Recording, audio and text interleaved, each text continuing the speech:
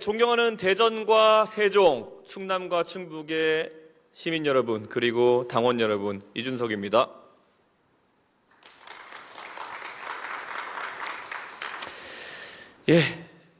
이준석은 왜 정치를 하는 것일까요? 이 근본적인 물음에 저도 매일 고민합니다. 정치는 내가 그리는 이상에 따라서 세상을 변화시키는 것이라고 배웠습니다. 제가 꿈꾸는 세상은 교육을 통해 누구나 공정한 경쟁의 출발선에 설 수 있는 사회입니다. 저는 가끔 10년 전 제가 정치에 발을 들여놓을 때 그때를 회상합니다. 저는 프로그래머였습니다. 산업기능요원, 소위 병특이라고 하는 것으로 병역을 마쳤습니다. 제가 산업기능요원을 할 때 보면은 주말에 보통은 자기 개발을 하기도 하고 때에 따라서는 다른 사람들은 영리 활동을 하기도 했습니다. 그런데 제가 복무를 시작할 때쯤 가수 싸이 씨가 복무 중 영리 활동을 했다는 이유로 재입대를 하는 상황이 발생했고, 저는 막연한 두려움에 영리 활동을 하기보다는 비영리 활동을 해보겠다고 생각했습니다. 제가 별다른 전문성이 없었기 때문에 제가 할 수 있었던 비영리 활동은 아이들을 가르치는 교육봉사단체였습니다. 그렇게 해서 배움을 나누는 사람들이라는 교육봉사단체를 만들어서 이끌게 되었습니다. 저소득층 가정의 중학생들을 모집해 수학과 과학을 가르쳤습니다. 저는 아이들을 가르치면서 교육의 불평등이 가져오는 기회 불공정에 대해서 뼈저리게 느꼈습니다. 우리의 초중등 교육은 여러 가지 이유로 뒤처진 아이들에게 다시 제 궤도로 올라올 기회를 부여하지 않습니다. 방과 후 학교 프로그램은 역부족이었고 아이들은 사교육의 혜택을 받기에는 가정 형편이 좋지 못했습니다. 저희 단체는 화려한 교수법을 가진 단체는 아니었습니다. 하지만 딱 한 가지 지켰던 규칙이 있다면은 수업을 듣고 저희가 내준 40개의 수학 문제를 다 풀면 집에 가고 다 못 풀면 집에 못 가는 방식이었습니다. 3시간으로 예정된 교육 시간은 매번 밤늦게까지 이어졌고 아이들은 울기도 하고 짜증내기도 하면서 힘들어했지만은 교육 성과는 괄목할 만한 성적 향상으로 나타났습니다. 저는 아이들을 2년 동안 가르치고 떠나보낼 때마다 아이들에게 물었습니다. 뭐가 그렇게 좋았니?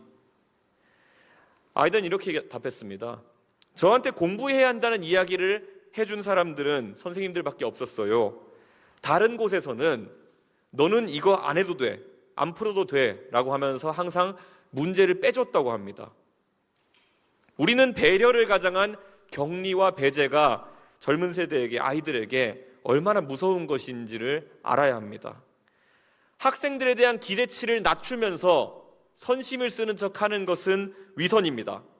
학교에서 뒤처진 학생들이 제 궤도에 복귀하기 힘든 것이 현재 저소득층 학생들이 겪는 교육의 현실이라면 우리는 그들이 다시 경쟁할 수 있도록 쭉 끌어올려줘야 합니다.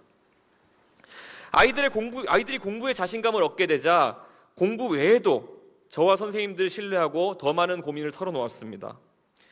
어떨 때는 아버지가 안 계신 학생이 학교에 제 전화번호를 아버지 전화번호로 제출하는 바람에 제가 일하는 도중에 누구 아버지 되시냐는 전화를 받아보기도 했습니다. 학교에서 마술대회에 나가게 된 한 학생은 양복이 없다고 제 양복을 빌려 입기도 했고, 담배를 피지 않는 제가 마술 경연대회에 필요하다고 해서 라이터를 사보기도 했습니다.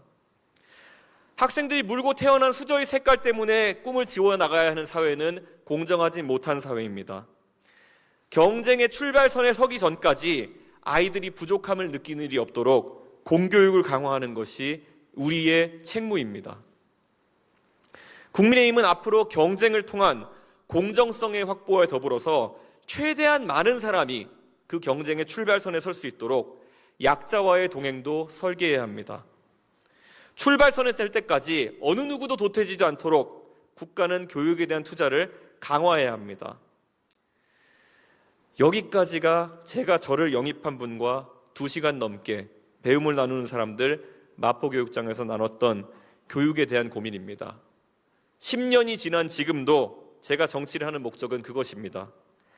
아이들에 대한 기대치를 어떤 경우에도 낮추지 않고 모든 국민이 교육을 통해서 자신의 꿈을 실현하기 위한 공정한 경쟁에 참여할 수 있는 세상을 꼭 만들어 보고 싶습니다.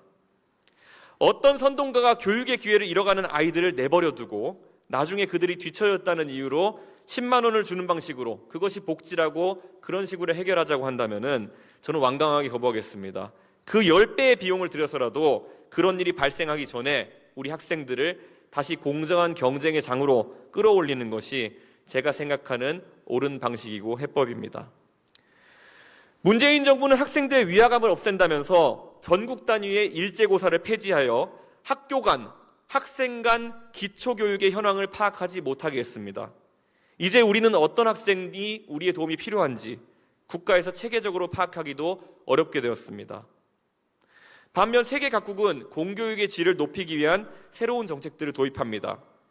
미국도 부시 행정부의 낙오방지법 NCLB와 오바마 행정부의 모든 학생 성공법 ESSA 등을 통해서 공교육의 질을 올리기 위한 노력을 하고 있습니다. 왜 우리만 역행해야 합니까? 우리 국민의힘이 꿈꾸는 미래는 솔직하고도 포용적이어야만 합니다. 경쟁의 확대는 공정성을 위한 필연이지만 경쟁이라는 것이 결국 누군가를 도태시키는 것이 아니라 개인의 성취를 위한 욕망과 목표 달성의 희열이 골고루 조합된 건설적인 노력이 될 수 있도록 우리는 제도를 설계해야 합니다.